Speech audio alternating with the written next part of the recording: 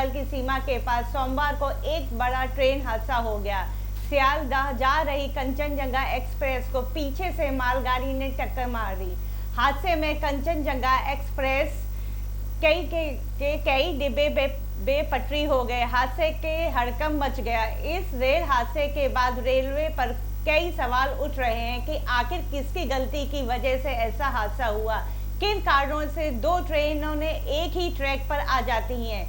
ऐसे में हम आपको बताते हैं कि ये आखिर रेलवे का ये सिस्टम कैसे काम करता है और किस तरह एक ट्रैक पर दो ट्रेनों को आने से रोका जाता है, जिसमें गलती की वजह से इस तरह के हादसों का सामना करना पड़ता है। पश्चिम बंगाल और बिहार की सीमा के पास सोमवार को ट्रेन का हादसा हुआ। सियालदाह जा रही कंचनजंगा एक्सप्रेस को पीछे से मालगाड़ी ने टक्कर मार दी। टक्कर इतनी जबरदस्त थी कि कंचनजंगा एक्सप्रेस के 3 डिब्बे बेपटरी हो गए। ये हादसा रंगापानी और निजबाड़ी के पास हुए हादसे में 3 बोगियां बुरी तरह क्षतिग्रस्त हो गईं। ट्रेन दुर्घटना में 8 लोगों की मौत की खबर है, जबकि 30 लोग घायल हुए हैं। इन्हें अस्पताल में भर्ती करवाया गया है। हादसे के बाद रेलवे की टीम जांच में जुट गई। इस रेलवे हादसे के बाद रेलवे पर कई सवाल उठ रहे हैं कि आखिर गलती किसकी थी, किसकी वजह से हुआ ये हादसा, किन कारणों से दो ट्रेन एक ही ट्रैक पर आ जाती हैं। अभी रेस्क्यू कंप्लीट हो गया है।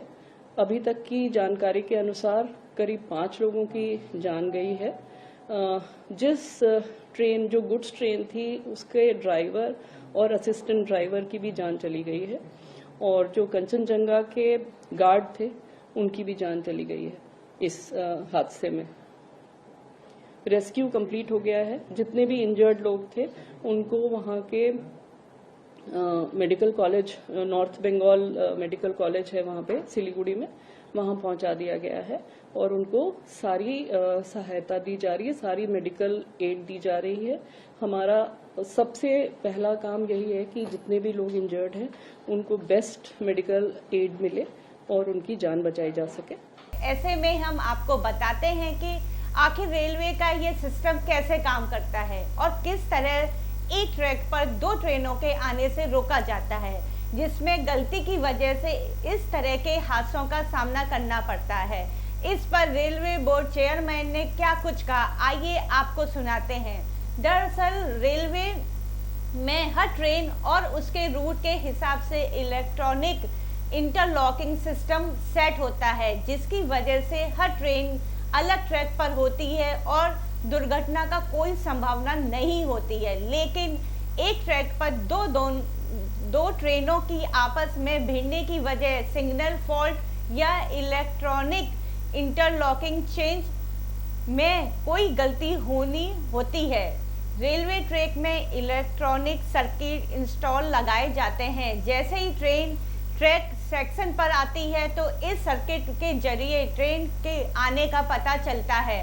ट्रेन के आने का पता चलने के साथ ही ट्रैक सर्किट इसकी जानकारी आगे फॉरवर्ड करता है और इसके आधार पर EIC कंट्रोल सिग्नल आदि का कंट्रोल करता है। इस जानकारी के आधार पर यह सूचना दी जाती है कि अब ट्रेन को किस तरफ जाना है। कंट्रोल रूम के जरिए ही ट्रेन के रूट को तय कर दिया जाता है।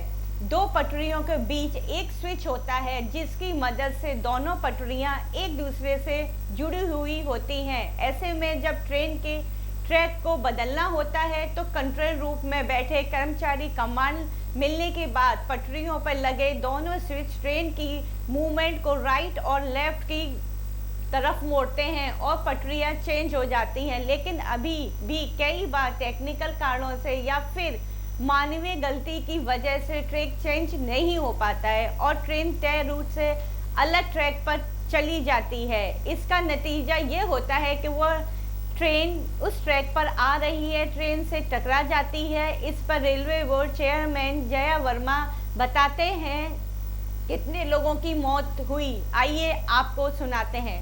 पश्चिम बंगाल में हुए रेल हादसे पर रेल मंत्री अश्विनी वैष्णव ने कहा कि हादसे के पीड़ितों को दी जाने वाली अनुग्रह राशि में बढ़ोतरी की गई है। इसमें मरने वालों के परिजनों को 10-10 लाख रुपए, गंभीर रूप से घायलों को 2.5 लाख रुपए और मामूली रूप से घायल होने वाले को 50-50 हजार सहायता राशि दी जाएगी। फिलहाल हमारी इस रिपोर्ट में बस इतना ही। आप देख रहे थे स्टार भारत।